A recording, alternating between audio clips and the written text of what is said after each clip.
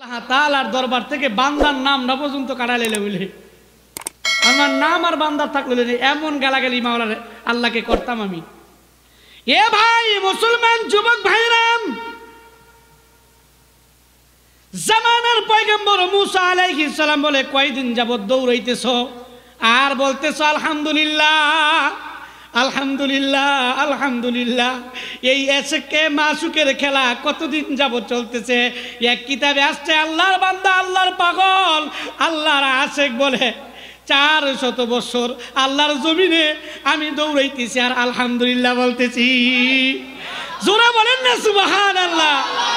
এরে ভাই মুসলমান যুবক ভাইরাম, আল্লাহর ওলি বলেন 400 বছর আল্লাহর জমিনে দৌড়াইতেছি আর মালিকের জাতি নাম আল্লাহর নাম জাতি নাম লিল্লাহ, আল্লাহর জাতি নাম নিয়ে আল্লাহর প্রশংসা করতেছি। আল্লাহর বড় প্রিয় একটা শব্দ, আল্লাহর বড় পছন্দনীয় একটা শব্দ আলহামদুলিল্লাহ আলহামদুলিল্লাহ। মুসলমান যুবক ভাইরা, যদি 40 বছর হয় এটা তো কম না, আমরা তো বাঁচি 40 বছর আর আল্লাহর বান্দারে মধু পোকা কামড়াইতেছে 40 বছর আর আল্লাহর বান্দা জমিনে বলতেছে আলহামদুলিল্লাহ আলহামদুলিল্লাহ আলহামদুলিল্লাহ। জামানার পয়গম্বর মুসা আলাইহিস সালাম অবাক হয়ে বলে ভাই এটা কিভাবে সম্ভব, তোমার কি কষ্ট হয় না? এ ভাই মুসলমান যুবক ভাইরা, মুসা আলাইহিস সালাম বলে ভাই তোমার কি কষ্ট হয় না? আল্লাহর বান্দা চোখের পানি ছেড়ে দিয়ে বলে মুসা শুধু আমার কষ্টই হয় না, মাঝে মধ্যে ব্যথায় আমি অজ্ঞান হয়ে যাই। কি মনে করেন একটা ঝাঁক মধু পোকা যদি একজন মানুষকে জিন্দা একটা মানুষকে কামড়াইতে থাকে, এই মানুষটা কতক্ষণ পর্যন্ত স্বাভাবিক থাকতে পারে বলেন? জামানার পয়গম্বর মুসা আলাইহিস সালামকে বলে ভাই শুধু ব্যথাই করে না, বরং মাঝে মধ্যে ব্যথার পরিমাণটা এত বেশি বেড়ে যায় আমি সেন ছাড়িয়ে ফেলে অজ্ঞান হয়ে যাই। এরপরে কি করো? জ্ঞান ফিরে আসার পরে দেখি মধু পোকাগুলো আমার কামড়াইতেছে, আমি আবার জ্ঞান ফিরার সাথে সাথে জিকির করি আলহামদুলিল্লাহ আলহামদুলিল্লাহ, চিৎকার দেয়া বলি সুবহানাল্লাহ। আশেকু কা ক্যা মজা গায় মাশেকু সে পুছিও, শাকে গুলমে ক্যা মজা গায় বুলবুলি সে পুছিও। ভাই তুমি তো মজা পাও না এই জন্য ডাকো না। আরেকজন তো সারা রাত দাঁড়ায় নামাজ পড়া ফজরের নামাজ আদায় করে বলে আল্লাহ তোমার রাত্রটা এত ছোট কেন? আপনার ইমাম সাহেব পুজোরে রশি দিয়া বাইন্দা মসজিদে নিতে পারে না। আরেকজনে 2 রাকাত নামাজে পুরা কোরআন খতম কইরা ফজর নামাজের পরে বলে আল্লাহ তোমার রাত্র এত ছোট কেন? আর একটু বড় হইলে তো আরো নামাজ পড়তে পারতাম। সুবহানাল্লাহ বলে মজা পাইছে। আপনি তো মজা পান না, সমস্যাটা হলো এইখানে। আরে ভাই কয়েকদিন আগে আমি ইস্পাহানি থেকে প্রোগ্রাম করে মদনপুর সিএনজিতে পিছনে বৈশা 2500 আসতেছিলাম। আপনাদের দোয়ায় আল্লাহর একজন বান্দার সামনে বৈশা স্মোকিং করতেছে। এটার দুর্গন্ধে আমি 10 মিনিট থাকতে পারি নাই, আমার মাথা ব্যথা শুরু হয়ে গেছে। প্রতিমধ্যে রাস্তার মাঝখানে ড্রাইভারকে বললাম ড্রাইভার রাখো আমি নেমে যাব, আমার মাথা খারাপ লাগতেছে, আমার বমি ভাব হচ্ছে। পরে কয় কে হুজুর বমি ভাব হইলে বমি করেন, নেমে যাবেন কেন? আমি কি না ভাই আমি আপনার গাড়ি দিয়ে আমি যাব না। কয় কে? আমি এই যে ভদ্রলোকটা সিগারেট টানতেছে স্মোকিং করতেছে আমার কষ্ট হইতেছে। পরে ড্রাইভার কয় ইন্না লিল্লাহ হুজুর আমি খেয়াল করি নাই, কই মিয়া আপনি যে টানতেছেন ওনার তো কষ্ট হইতেছে। পরে উনি হাসে আর কয় এটা কষ্টের কি আছে? যিনি স্মোকিং করতেছেন উনি আবার আমাদের দেশে মানুষ তো মোটামুটি দ্রুত খায়, তাড়াতাড়ি খায় আরেকটা খাওয়ার জন্য, উনি আবার মাঝে মধ্যে টান দেয়, অনেকক্ষণ পর পর টান দেয়। তো যতবার টান দেয় হ্যাঁ যেই পরিমাণ খায় আমার এই পরিমাণই খাওয়া হয়, কারণ আমি পিছনে বসা না, তো পিছনে বসতে তো পুরা বাতাস আমার নাক দিয়া ওই হার মতোই ঢুকে। তো আমি কই না আমিও বাই করে দিব, পরে দিই আমার আর বাইরে না হুদা ঢুকেই। আগে তো এই তো আমার চেয়ে বেশি বলা হ্যাঁ খায় আর বাই করে, আর আমারটা তো হুদা ঢুকে বাইরে না। এই জন্যই আমার কাছে খারাপ লাগতেছে। বেচারায় কই এটা খারাপ লাগার কি আছে? কি আল্লাহ খোদা তোমার জমিনও জানি আর কত পাগল আছে, হ্যাঁ আমারে কই এটা খারাপ লাগার কি আছে? পরে ড্রাইভার বললো ভাই উনি হুজুর মানুষ, আপনি সিগারেটটা ফেলে দেন। আর দুজন প্যাসেঞ্জার ছিল, ওনারা বললো সিগারেট ফেলে দেন, যারা খায় না তাদের জন্য এটা প্রবলেম। পরে সিগারেট ফালাই দিয়ে কয় কেউ খাইলে না খাইলে মরে, আর কেউ আরেকজনে খাওয়া দিকে মরে। হ্যাঁ আমারে শোনায় শোনায় জোরে জোরে বলতেছে কেউ না খাইলে মরে আর কেউ আরেকজনে খাওয়া দিকেই মরে। মানে হ্যাঁ বুঝাইলো হ্যাঁ সিগারেট না খাইলে মরে আর আমি হ্যাঁ খাওয়া দিকেই মরতেছি। উনি মজা পাইছে তো, উনি এটা ছাড়া সব দুনিয়া ঘুরতে থাকে। আরে ভাই কিছুদিন আগে এক জানাজায় এক মুদ্দারের বাড়িতে গেছি, গিয়ে দেখি দুই ভাই দাঁড়ায় রয়েছে, কবে গোসল শেষ, কাফনে কাপড় পরায় লাশটাকে উঠানে মাঝখানে রাখছে, দুই ভাই দাঁড়ায় দাঁড়ায় সিগারেট খাইতেছে আর কাঁদতেছে। গেলিগা ভাই, ভাই গেলিগা। তো আমি কই কি হয়? এরা দি ভাই কয়, আবার দি কান্দে, আবার দি সিগারেট খায়। তো কি হইল? হুজুর আপনি যে এটা প্রবলেম মনে করেন, আসলে এটা প্রবলেম না, এই মুহূর্তে ওদের খাওয়া উচিত, নাহলে স্ট্রোক করবো। একদিকে ভাইয়ের টেনশন, আরেকদিকে সিগারেট বন্ধ। একদিকে ভাই চলে গেছে, জোরের ভাই, এই টেনশন, আরেকদিকে সিগারেট বন্ধ, স্ট্রোক করে মারা যাইব। এই জন্য এরা খাক, হ্যাঁ করে আপনি নিষেধ করেন না, খাইলে অন্তত বাঁচবো। এমনকি এই জন্য কি ভাইয়ের লাশটা পর্যন্ত মাটির নিচে রেখে খাওয়া যাবে না? তো হুজুরে কি করেন, জানাজার আগে আর কয়টা খাই দেন না? এ ভাই মুসলমান যুবক ভাইরাম, ইয়াসিকের খবর মা সুখের খবর তুমি কি বুঝবা? আল্লাহ আর ওলিরা 24 ঘন্টা মালিকের জিকির করতে করতে জিহ্বাটা তরুতাজা রাখতো, মালিকের জিকির ছাড়া ভালো লাগতো না। আরে ভাই বাংলার জমিনের এমন কুতুব ছিল যারা ঘুমায় যাওয়ার পরেও ওই যে সারাদিন জিকির করত, বুকটা নড়াচড়া করত, ঘুমায় যাওয়ার পরেও লোকটা মরে গেছে কিন্তু কলবটা মরে নাই, জবান লড়তেছে আর কলবে জিকির করতেছে। চিৎকার দেয়া বলি সুবহানাল্লাহ। জামানার পয়গম্বর মুসা আলাইহিস সালাম বলে ভাই এটা কিভাবে সম্ভব? অজ্ঞান হয়ে গেছে, আবার জ্ঞান ফিরে আসছে। আলহামদুলিল্লাহ আলহামদুলিল্লাহ কেমনে বলো?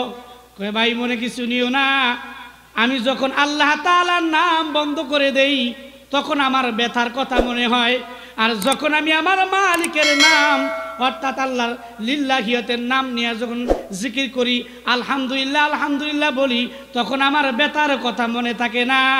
এই জন্য আমি জিকির করি, তাও না আমার ব্যথা দূর হয়ে যায়, ব্যথার কথা মনে থাকে না এই জন্য আমি জিকির করি, তা না। ওগো ভাইকে আপনি আমি চিনি না, আমি এই জন্য জিকির করি যে আল্লাহ তাআলা দুনিয়াতে এত মানুষ থাকার পরে আমাকে পছন্দ কইরা মধু পোকা দিয়া কামড়াইতেছে। কই দুনিয়াতে এত মানুষ থাকার পরে আল্লাহ তাআলা মধু পোকা কামড়ানোর জন্য যে আমারে পছন্দ করছে, এই জন্য আমি আল্লাহ শুকরিয়া আদায় করি। সুবহানাল্লাহ। চিন্তা করছে। আর আমরা কইলে বলে খোদা আমার এই চোখকে দেখছে, আমি আপনার রেখা দেখবো সবারই দেখে, কথা আমারে দিছে, আমি কই দিছে যাতে আপনি এইটা না এইটাই বলেন আমার এই চোখকে দেখছে, এটা শোনার জন্য। আর আপনি যদি কইতেন আলহামদুলিল্লাহ আল্লাহ দিছেন, আপনি খুশি তো? তবে আমারও খুশি রেখেন, অর্থাৎ আমি যাতে আপনার প্রতি নারাজ না হই। মুসিবত আসলে আল্লাহ তাআলার প্রতি নারাজ হওয়া যাবে না। ভাইজান আমার আলোচনা কেমন জানি অন্যদিকে চলে যেতেছে। মুসলমান যুবক ভাইরা বলতেছিলাম, বলে যে আমি এই জন্য আল্লাহ তাআলার শুকরিয়া আদায় করি। কয় আর কোনো কারণ আছে? কয় হ্যাঁ আরেকটা কারণ আছে। কয় কি কারণ? কয় যখন মধু পোকা কামড়াইতেছে তখন আমার এত কষ্ট হইতেছে, তখন মনে হইল আল্লাহ তাআলা যদি মধু পোকারে আদেশ করছে, মধু পোকা কামড়াইতেছে, আল্লাহ তাআলা যদি মধু পোকারে আদেশ না করে জঙ্গলের বাঘকে আদেশ করতো, তাহলে জঙ্গলের বাঘ আমারে কামড়াইলে আমার তো কষ্ট আরো বেশি হইতো, এই জন্য আমি আলহামদুলিল্লাহ বলি। আরে আরো জোরে বলেন ভাই সুবহানাল্লাহ। এটাকে বলে চেতনা, সুচিন্তা, বুদ্ধিজীবী। এটাকে বুদ্ধিজীবী বলে, এটাকে চেতনাশীল বলে। ভাইজান আল্লাহ তাআলার পয়গম্বর মুসা আলাইহিস সালাম অবাক হয়ে গেলেন। তাহলে বলেন যেই লোকটা মধু পোকা কামড়াইতেছে আর আলহামদুলিল্লাহ বলতেছে, এই লোকটার দরজা, এই লোকটার সম্মান আমাদের পক্ষে সম্ভব? কিভাবে সম্ভব? তারপরেও এই ঘটনা শোনার পরে চিন্তা করা উচিত যে এটাই বুঝি বান্দা আর বান্দার মালিকের খেলা, যে অবস্থায় রাখুক আলহামদুলিল্লাহ বলতে হবে। সর্বশেষ কথা এটাই, যে অবস্থায় রাখুক আলহামদুলিল্লাহ বলতে। ভাই, আল্লাহ তাআলা আপনাকে যেই নিয়ামতগুলো দান করছেন, এই নিয়ামতের কথাগুলো তো আপনাকে মনে করায় দেওয়া হয়, কিন্তু আপনি তো মনে রাখেন না। আল্লাহ তাআলা আপনাকে দুনিয়াতে যত নিয়ামত দান করছেন, এর মধ্যে একটা নিয়ামত হইল আল্লাহ তাআলা আপনাকে দুনিয়াতে মানুষ বানায় পাঠাইছেন। কি বানায় পাঠাইছেন? আল্লাহ তাআলার অন্যতম নিয়ামত হলো যে আল্লাহ তাআলা আপনাকে আমাকে মানুষ বানায় পাঠাইছেন। আচ্ছা, এখানে এমন কোনো লোক আছেন যে হুজুর আমি দুনিয়াতে আসার আগে আল্লাহর দরবারে দোয়া করছি আল্লাহ যেন আমাকে মানুষ বানায় পাঠায়, এমন কোনো আছেন? কেউ লোক এমন বান্দা আছেন? তাহলে বোঝা গেল বিনা দরখাস্তে আল্লাহ তাআলা ৮০,০০০ মতান্তরে ১৮,০০০ মাখলুকতের মধ্যে শ্রেষ্ঠতম দান করে আপনাকে দুনিয়াতে পাঠাইছেন, অর্থাৎ মানুষ বানায় দুনিয়াতে পাঠাইছেন। এই জন্য একবার চিৎকার দিয়ে বলেন আলহামদুলিল্লাহ। আল্লাহ তাআলার দ্বিতীয় নিয়ামত, আল্লাহ তাআলা আপনাকে এমন একজন মানুষের, এমন একজন বান্দা, এমন একজন ব্যক্তিত্বের, এমন একজন নবী, এমন একজন পয়গম্বর, এমন একজন রাসূলের, এমন একজন বান্দার উম্মত বানায় দুনিয়াতে পাঠাইছি, যেই মানুষটার, যেই নবী, যেই রসুলটার উম্মত হওয়ার জন্য সাইয়েদনা আদম আলাইহিস সালাম থেকে শুরু করে ঈসা নবী পর্যন্ত গোটা পৃথিবীর সমস্ত নবীরা আফসোস করছে, আল্লাহ যদি নবী মুহাম্মদুর রাসূলুল্লাহর উম্মত বানায় পাঠাইতেন তাহলে আমি বেশি কিছু হইতাম। আল্লাহ তাআলা ওই নবীর উম্মত বানায় বিনা দরখাস্তে আপনাকে আমাকে দুনিয়াতে পাঠাইছেন। আপনি খুশি না বেজার? আমার মনে হয়, আমার মন বলতেছে এখনো এই মহল্লার অনেক মানুষ মহল্লার মধ্যে আছে।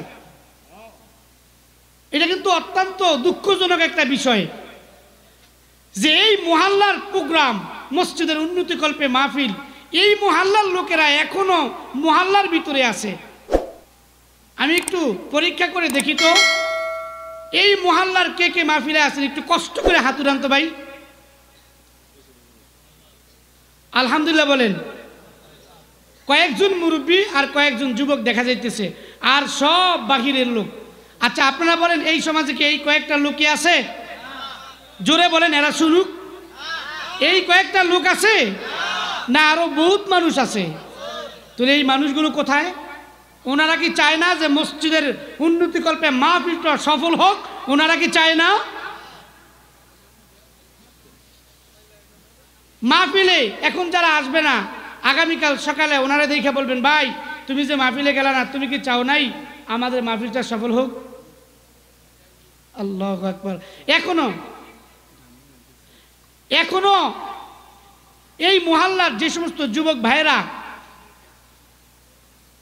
বুড়া বাবারা এখনো যারা মহল্লায় মেহমানদের নিয়ে ব্যস্ত, অন্যান্য কাজ নিয়ে ব্যস্ত, এখনো রাস্তাঘাটে ঘোরাফেরা করতেছেন, আপনার পায়ে আমার হাত, আপনার পায়ে হাত রেখে বলতেছি, দয়া করে 5 মিনিটের মধ্যে যদি আপনি চান যে আপনার মসজিদের মাহফিলটা সফল হোক, যদি আপনি চান, আপনার পায়ে ধরে বলি, আপনি 5 মিনিটের মধ্যে চলে আসেন।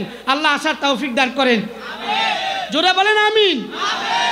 এখন হইল বাহিরের ভাইদের কথা, যারা মাইকের আওয়াজ শুনতেছেন, অত্র এলাকার, অত্র অন্য মহল্লার যুবক ভাই, বুড়া বাবারা যারা এখনো এদিকে সেদিকে প্যান্ডেলে বাহিরে বসে আছেন, দয়া করে আপনারা 5 মিনিটের মধ্যে রসুলের মহাব্বতে, আল্লাহ তাআলার মহাব্বতে, কোরআনের মহাব্বতে, হাদিসের মহাব্বতে, কোরআনের মাহফিলে, হাদিসের মাহফিলে চলে আসেন। আল্লাহ আমাদেরকে আসার তৌফিক দান করেন। ভাইজান, আমার জানা মতে আজকের মাহফিলের প্রধান বক্তা অনেক বড় একজন ব্যক্তিত্ব, অনেক যোগ্য একজন ব্যক্তি, আল্লাহওয়ালা, অনেক বড় একজন আলেম আসছেন। আর আমাদের যিনি মুরব্বী, আলহামদুলিল্লাহ, উনি তো আমাদের সামনে বসে আছেন। আরে ভাই, যত মেহমানই আসুক, আমাদের এই মুরব্বী আমাদের জন্য সবচাইতে বড় নিয়ামত, ঠিক কিনা বলেন? আমরা দোয়া করি, আল্লাহ আপনি এই মুরব্বীকে আমাদের মাঝে অনেক দিন বাঁচা রাখেন। সবাই বলে আমিন। ভাইজান, মসজিদের উন্নতিকল্পে, মসজিদের পক্ষ থেকে, মসজিদের উন্নতিকল্পে সমাজের পক্ষ থেকে আজকের এই মাহফিল আপনাদের সামনে